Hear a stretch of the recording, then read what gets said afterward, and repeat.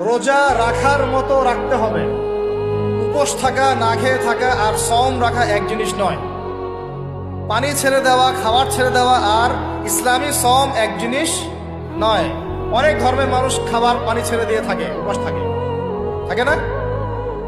হাদিসের মধ্যে নবীজি বলেছেন যে ব্যক্তি রোজা রেখে অন্যায় কাজ ছাড়তে পারলো না, মানে আল্লাহর মাসিয়াত ছাড়তে পারলো না, এই যে কাবায়ের ফাওয়াহিশ এগুলো ছাড়তে পারলো না, অশ্লীলতা ছাড়তে পারলো না, মিথ্যা ছাড়তে পারলো না, বেহায়াপনা ছাড়তে পারলো না, তার না খেয়ে থাকায়, পানি না পান করায় আল্লাহর কিচ্ছু যায় আসে না।